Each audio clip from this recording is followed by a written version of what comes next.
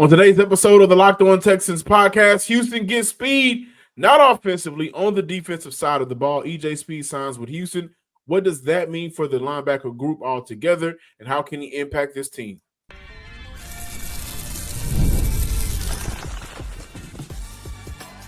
You are Locked On Texans, your daily podcast on the Houston Texans. Part of the Locked On Podcast Network, your team every day. Battle Red Nation, welcome to today's episode. We are your credentialed media members. I'm John Hickman. That's Brian Big Sars Barfield on the other side of the screen or the airways. Thank you for making us your first listen of the day and for being a part of the Locked On Podcast Network, your team every day. Today's show, we'll be looking at, should the Texans wait to spend money again? They have roughly between $8 to $10 million in salary cap right now. Is it time to reserve it until better comes about, or until they get a better look at what their roster is going to look like? Change on the horizon for the defense. Could there be some change with EJ Speed now in Houston? Big Sarge. Greetings and salutations, John Hickman. Super excited to dive into today's topic. And I know for me personally, like I've been kind of steering the Christian Harris, movement conversation, but I think you guys may find my thoughts today kind of intriguing. Intrusive. So I can't wait to my thoughts today. Intriguing. Intrusive. Oh, my bad. No, we see. I got my words right today. But to kick off EJ Speed to Houston, he finished with 142 tackles last year, 12th in the NFL, 7 tackles for losses, 5 pass deflections, 93 solo tackles, most in his career, 3rd in the league. He also has 6 forced fumbles in his career. Now, this is a guy that plays good downhill. One of his bad traits, missed tackle rate is extremely high, among the league leaders in missed tackles in 2024, which led to some big plays for the opponents. Nearly 40 missed tackles in the last 2 seasons. And the other bad trait being a liability in pass coverage, 450 yards allowed last year, nearly 10 yards per catch, 79 completion percentage. In 2024, he allowed the most yards and was second in completions allowed compared to Texas linebacker Aziz and Henry T, and also allowed more yak yards. 51 defensive stops in 2024. Big Sarge, how do you feel about EJ Speed now being added to Houston for a 1-year deal worth up to $5 million? What? Hey, John, you ever seen the movie Life? I have. You remember when they were all reading, Eddie Murphy was the only one that could read? Yeah. And he was reading the letters, and he was like, your mama died, your daddy died, the dog done died. Anybody else want me to read for? No. John, that's how I feel with you just reading all that stuff that you just read about EJ Speed. I'm like, what? And I'm sitting here thinking, okay.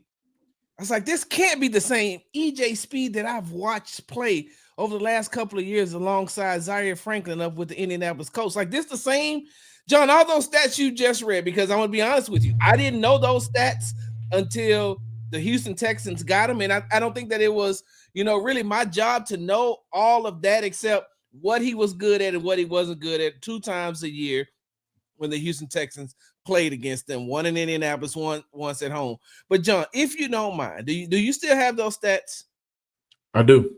Could you please read the missed tackles and the pass coverage stats again? Nearly 40 missed tackles in the last 2 seasons, a 79 completion percentage allowed, 450 yards allowed, 10 yards per catch in 2024, which would have placed him first on this team, yards allowed at the linebacker position, second on this team in terms of completions allowed, if he was a Houston Texan. And he had 142 tackles last season, right? 142, 93 solos. So basically, either the Houston Texans picked up Zach Speed or EJ Cunningham. And for those of you all who don't know what I'm referencing, that's Zach Cunningham, that the former linebacker that used to be here, right? I mean, that's a great, that's a great comparison. Like he was a tackling machine. But other than that, I mean, and don't get me wrong, with what D'Amico has built here and what he's continued to build here as far as that swarm mentality, Zach Cunningham would have fit right in. But so, and I guess that I'm one of those ones, John, that when I look at the game, like I said, I have not watched all of his games. I've only watched him play against the Houston Texans, and I'm saying to myself, I like him. And, I watched a couple of more games, don't get me wrong. But, John, this is a tough one, man. I'm going to be honest with you. It's a tough one because are you bringing him in for just veteran presence? Are you bringing him in for a depth piece? Like, and don't get me wrong, because Azeez missed a lot of time last year. Henry missed a lot of time. I mean, Henry missed 2 games, I think, last year. Azeez missed 6, if I'm not mistaken. Christian Harris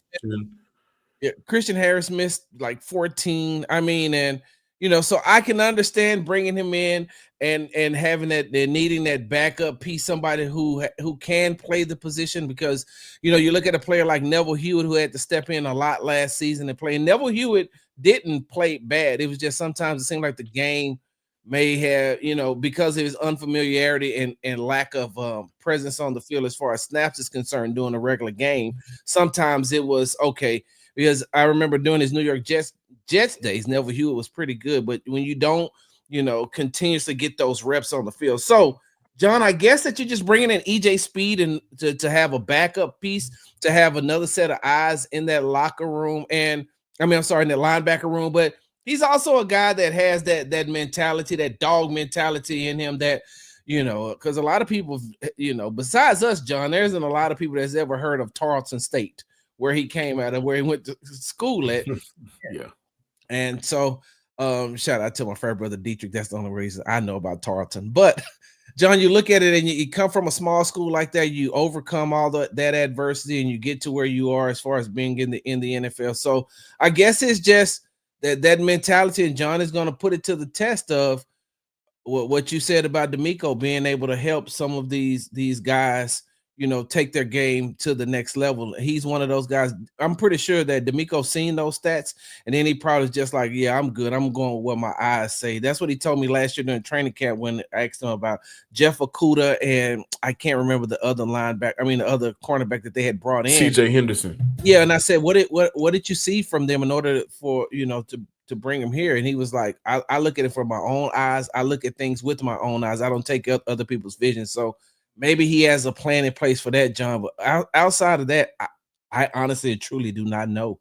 I try to make sense of what the Houston Texans do, just so whenever I reference something later on to criticize it, I have a reference to go back and say, well, maybe this is what they were trying to do. And this move really does remind me of bringing in Devin White last year. Yeah. And looking at replacing them, right? And that was a late move that Houston made with Devin White to bring in some depth. And at times, Houston was able to use Devin White to, attack the defense, to really get after the quarterback and cause pressure. Speed is a pretty good downhill linebacker who reads and reacts to the run very well. I also see D'Amico and Matt Burke utilizing him on third downs. With blitz calls, again, what they were able to do with Devin White. Devin White had about 15 blitzes last year. You look at what EJ Speed in his blitz amount last year, I think it was north of 50. And so just utilizing him in different ways to create pressure. But I don't see him coming in jeopardizing Henry T for a starting role. No. It's a 1-year deal. It's $5 million. So I feel the same way about him like I do about Trent Brown right now. Competition at the spot, can earn more snaps, bigger role over current Texans youth if they have a great camp. And I think that's what EJ Speed is, a very flexible contract. You can move on from it. If he doesn't work out, we've seen Nick Caserio do that before with 1-year contracts. And ultimately, it does give Houston a special teamer. He came into the league, made his way in the league playing special teams. So look, you look out for Frank Ross in that area. Losing Neville Hewitt, that matters. Yeah. You know how much Neville Hewitt mattered for the special teams unit. And then also, again, he is a vet. You're able to use his athleticism to maybe drop a linebacker back and shoot him down to create that pressure on maybe a 2nd and 8 or a 3rd and 5 passing situation, because you want to maybe make sure that they have guys on the back end that can cover well. That's not his strong suit. He doesn't cover well. And so this defense, especially with Matt Burke and D'Amico Ryans, calling the plays, they find ways to get guys in the best situation to succeed. EJ Speed has been successful in the NFL. This is just a guy that I think can come in and maybe push, but not take over any of these starting spots in the Z's and Henry T. I wonder if bringing him in, like I said, I don't think they have re-signed or brought Neville Hewitt back, and so making him a depth piece on that. But I wonder if that means that they've seen the improvement on Jake Hansen, because they did bring him back on a 1-year deal. They did see the improvement that he made during the limited time that he was able to play, but he's very valuable on the special teams. But John, I'm also wondering, are they still not fully sold on Jamal Hill? Are they fully not sold on Jamal Hill, who, technically has only played the linebacker position for 2 years? Coming out of Oregon, he played it. He switched from safety to linebacker his last year at Oregon, and then when the Texans drafted him, they drafted him, as a linebacker in that rookie position last year. Got hurt, and so he missed the remainder of the season. But I wonder if bringing him in is also giving a player like Jamal Hill another year to develop, another year to learn the game, another year to get learning the linebacker position under his belt.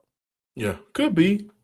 And again, I think, and what we'll talk about when we come back, I think that this is Houston doing a good job of, making sure that if they fall, it ain't too hard, right? And I also want to clarify, EJ Speed blitzed the quarterback 43 times last year compared to Devin White's 13 times last year. Devin White was featured in 7 games for the Houston Texans and started in one of those games. Is there change on the horizon for the defense with the addition of EJ Speed? We'll talk about that and more on the other side. But March Madness is here. Go Cougs. And FanDuel is giving you a chance to get in on the action like never before. Right now, new customers, this is the best time to get in on that action. $200 in bonus bets. Win your first $5 bet win. Place $5 if it's your first time. Win $200 in bonus bucks.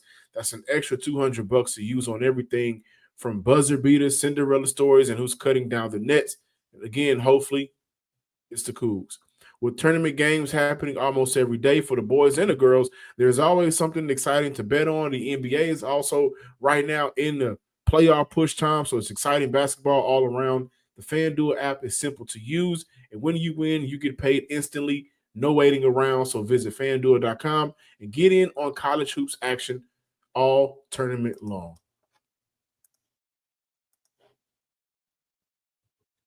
Battle Red Nation, welcome back to the Monday edition of the Locked On Texans podcast. Thank you for making us your first listen of the day, part of the Locked On Network, your team every day. John, before we went to the break, we were talking about the Houston Texans signing former Indianapolis Colts linebacker EJ Speed to a 1-year deal worth up to $5 million with incentives, if I'm not mistaken. Yes. And we were talking about what that linebacker room is going to look like. And before we move on, John, I wanted to say this and get your opinion before we move on to the change on the horizon for the defense. Do you think that with those numbers that you read and those stats that you read before, do you think that EJ Speed was just a product of that defense and some of those things as far as the missed tackles and as far as the pass coverage and things like that could have been due to the fact that Indianapolis doesn't have a great defense like the Houston Texans does, and so Texans does. So now you bring him over here and you put him behind, Danielle Hunter and Will Anderson Jr. and the rest of those rotating defensive tackles. You don't have to worry about covering as much because you do have 2 good cornerbacks in Kamari Lassiter and Derek Stingley. And then you also have another linebacker like we've been talking about on the field with you as far as Jalen Petrie being in that nickel corner position. Then you have Azeez, and then you may be on the field with Azeez, or you may be on the field with Azeez and Henry To'oTo'o. But then on the back end, you have C.J. Gardner-Johnson, and now you have second-year player Kalen Bullock. So do you think that by bringing him here that you can wipe away some of those numbers and some of those bad habits that he may have picked up when he was with Indianapolis? That's hard to say. It really is. Like you mentioned, only watching him a couple of times a year. I will say that maybe a lot of those issues we saw more, or the numbers support the issues more, because he was maxed out on the field and maybe played too many snaps. Right, 98% of the defensive snaps he played. That's a lot for a player that in this league, in this NFL, has coverage issues. And so, like, now, that's the same story with Devin White. Like, we have to look at what the Houston Texans did when they make some of these moves, and look at in what ways are they trying to mirror that same success and replicate it. Big reason why they got Derek Barnett coming back, right? I mean, not a sexy name. That ain't the Beyonce. Yeah. But everybody needs a Michelle to make it work. And so with EJ Speed, I honestly think that he's going to come to a new situation, right? Houston immediately gets a guy that can help them on special teams. That's number 2. D'Amico Ryans and Matt Burke won't hopefully maximize the amount of mistakes that he commits because of not having a reservation to pull him off the field on certain downs. Yeah. And again, he may not, they may not be asking him to do the things that they expect of Henry T or Azeez, and even Christian Harris to this point. But this could be a perfect situation for Speed. 1-year deal, $5 million, by the way, which is more than Devin White's contract when he came to Houston. Again, only 7 games compared to 17 if he starts. But for him to find a home to where he's not exposed as much. Yeah, and that's what I think, John. Look, and the reason why I say that is look at the growth, the 1-year growth from his first year in the league to his second year in the league, as far as a player like Henry To'oTo'o is concerned. I mean, I'm sorry, as far as a player like Henry To'oTo'o and the growth and the maturity and the next level that he stepped up to playing in that D'Amico Ryans system next to Azeez. You also have one of the best, but the best linebacker coaches in the NFL, and it's crazy because he's also your head coach in D'Amico Ryans. And so now you look at what EJ Speed has, and you can bring him in, and you look and you say, okay, so this is what he did with Henry, putting him in that system. And we watched Henry's game take another step. Henry wasn't really good in pass coverage the year prior. He got better.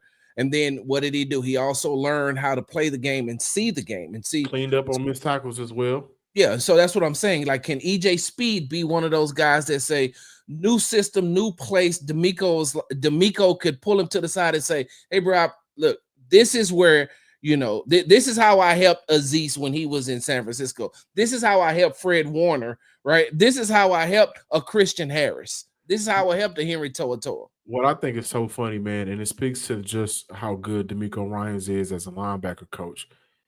You can confidently say that about him. Yeah. About that specific position. Like, can we say that about cornerback? I don't know, right? CJ Henderson didn't work out. Jeff Okudah didn't work out for injury issues and whatnot. And then Dino Vasso has worked up got the best out of Steven Nelson, helped get the best out of Steven Nelson, coached up Kamari. I think Miles Bryant, played well. But when it comes to like the linebacker additions, we kind of feel like they'll find a way to make it work. Right. They got D'Amico. D'Amico got it. Hey, look, who got D'Amico got it, man? What else we doing on here? Steven Adegoji. Well, how them safeties looking? I still want to add to this point when we look at how does this move impact the core moving forward. Number 1. And again, this is from a guy that has been saying, hey, maybe they can move on from Christian Harris. But I don't see this being a move that disrupts anything real based off last season with the starters in Azeez and Henry. At all. That's number 1. I also see this as replacing Devin White, but more so as an insurance policy for the Houston Texans. Again, they've made some of these moves that compared to last year, it seems like, okay, we got the big names last year. Let's improve our floor. So I think this is an insurance policy. And also, number 3, to the Christian Harris conversation that's been going around. And I think I've been one of the people that sparked it earlier in the year. What Houston asks of Harris, Speed doesn't provide. So that's number 1 in that conversation. They asked Harris to drop back in coverage. They asked Harris to go sideline to sideline to be able to, take anything quick away. That's not what Speed is necessarily, dominant at or good at, as like Harris is. Health concerns are real for Harris in Houston. and should be treated as such. But I will say this: I think Houston is having internal conversations about who's a part of our next generation of stars on this roster that we are going to have to pay while they work in this championship window. And this is where the insurance policy kind of comes in, to where it's like, how much do they believe Christian Harris will be here or be impactful or even be able to play on the field? So I don't think this is a move that people should say move on from Christian Harris, Sarge. John, I think Two different players. John, that is one of the most asinine statements I think that I've seen on social media since the Houston Texans signed EJ Speed. Has absolutely nothing to do Two different players with Christian Harris. Nothing. He ain't pushing Christian Harris out of no spot. He ain't pushing Christian Harris out of the way. The Houston Texans aren't trading Christian Harris. And so, John, I'm going to say this. It's crazy because, you know, when you started talking about speed, I thought I was like, oh, he's finna talk about one of Christian Harris's attributes. But you were talking about EJ. I'm talking about what Christian Harris does going sideline to sideline. I'm talking about how he's able to use that type of speed that he has going downhill to get to the runner, helping in run support, helping, like we say, in pass coverage recognition when he's on the field. Exactly. And so, and the one thing, John, you and I talked last week about motivation, right? We talked about a motivated Titus Howard coming back and having a point to prove. There is nobody who wants to prove a bigger point than Christian Harris, because we remember how he ended his season 2 years ago, and how from the mid part of that season, D'Amico's first year here, how from the middle part of the season all the way through the playoffs, you could just start to see how much effect D'Amico had on him and his game. And we all remember, you know, D'Amico telling him exactly what was going to happen on the pick six play against the Cleveland Browns game, if I'm not mistaken. In the playoffs. What was going to happen? Yeah, right there on that. And so everybody was excited about what you were going to get from Christian Harris going into the next year. You cannot knock this young man because he had injuries. We know what he can do. We know the potential that he has. He just had an injury. And John, I'm not saying, look, let me go on record by saying this, because you know you have some people out there that take things definitely the wrong way.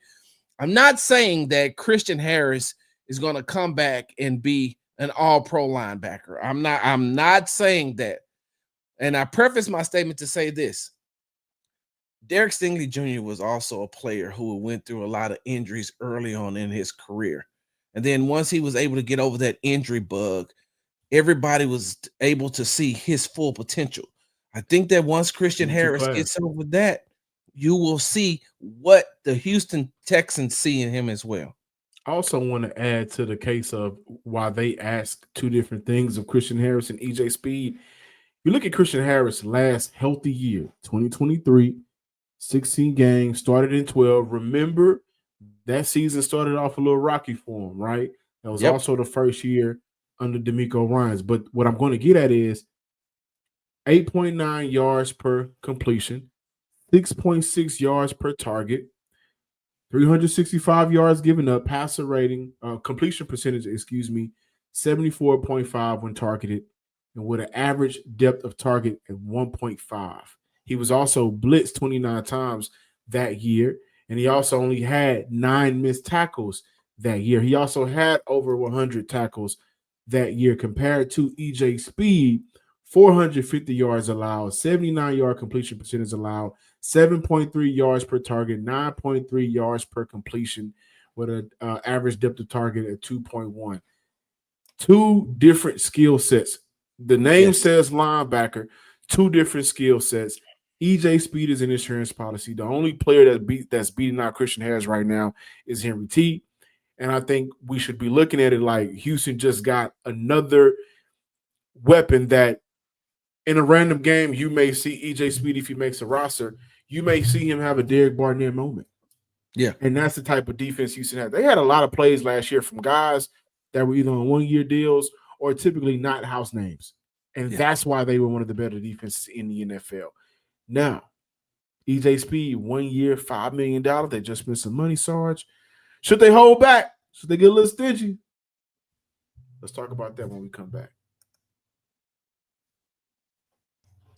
Welcome back in, Locked On Texans. Thank you for making the Locked On Texans your first listen of the day. Now for your second listen, check out Locked On NFL Draft with Damian Parsons and Keith Sanchez. Now that the season is over, off-season time, free agent time, draft time, get the latest draft rankings, rumors, and news every day. Find Locked On NFL Draft on YouTube or wherever you listen to your podcast. Big Sarge, maybe it's time for Houston to just put their money away. Yeah, John. And you know what? I one of the things that I love doing, John, is I love going to the outlets. And when I go to the outlets, I go to these outlets and they have things out there, and I see a lot of things that I want. Right? I see a lot of things that I want. I see a lot of things that I want that I can afford to buy. But sometimes maybe it's just not the right time. Maybe it's just not the right time to buy it at that time. Or maybe I'm saying to myself, I like it, but let me just take a step back. And this is something extravagant, John, something that I just have to have, something that I feel like is going to make me look like I'm king of the hill. Then I'll spend the money on it. But other than that, I'll just look at it and keep going. And the reason why I preface that my statement to say this, unless the Houston Texans are ready to make this amazing type of free agency acquisition like they did last season by bringing Tyreek Hill? Hey, look, unless they're going to go out and they're going to make a trade for some of these, big names, or if some of these big names, because there's no big name free agents that are available right now. So, like, put your wallet back up. You don't need that Gucci shirt. Put that wallet back up. You don't need that Prada shirt. Like, you don't need those Ferragamos. Like, put your money back up and go to the Hey Dude store. They got a sale going on. Or go get you some Crocs. All right, get you some Crocs, but in which I think that they've already picked up a bunch of Hey Dudes. We'll talk about that another time. But, John, if they're not going out and making a big splash, keep your money in your pocket real quickly. John, you're too young to remember this. My grandmama used to tell me all the time, boy, you're going to let that money burn a hole in your pocket. And I think Nick Casario, don't let the money burn a hole in your pocket. How am I too young to remember that? That's like, how young do you think I am?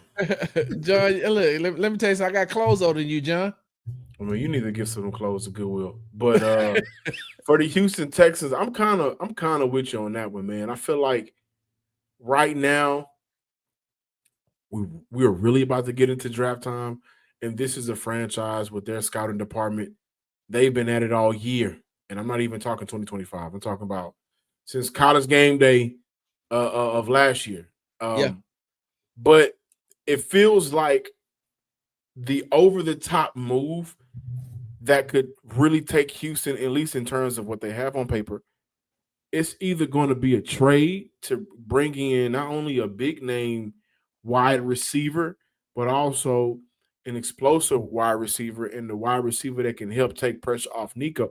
So it has to be either that, and that's it. Yeah. And so,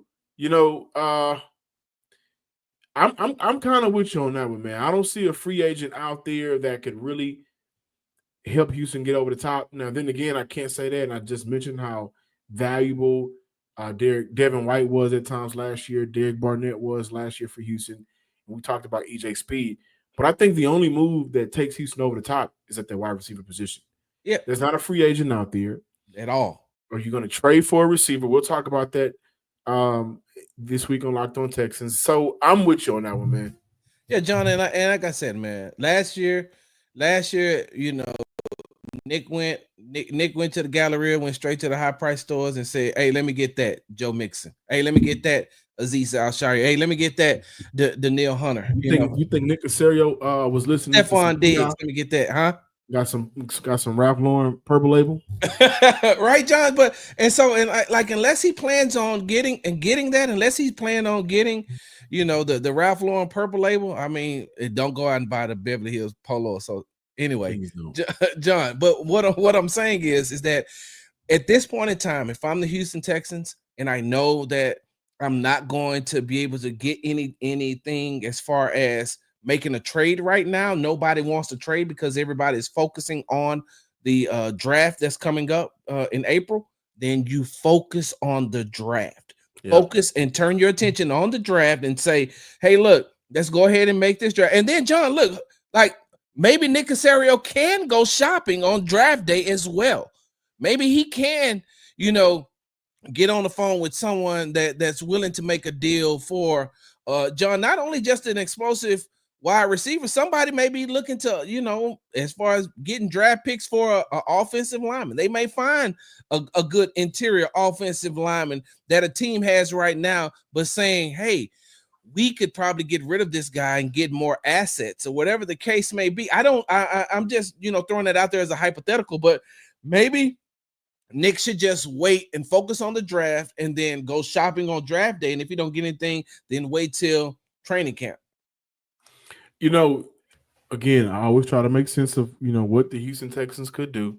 And I would say if there's a player that they feel as though like, okay, this is a vet, a cheap vet, we don't have to worry about, a team option or, a fourth-year deal, fourth-year option, fifth-year option, excuse me. There's a player out there in free agency that we feel like could give us the same value and maybe more because that player is a vet than an incoming rookie, then I'd be able to make, some sense of it. A case in point, we've talked about, whether or not Houston should go out and get a dynamic running back in between, rounds 3, 4, 5, and 6.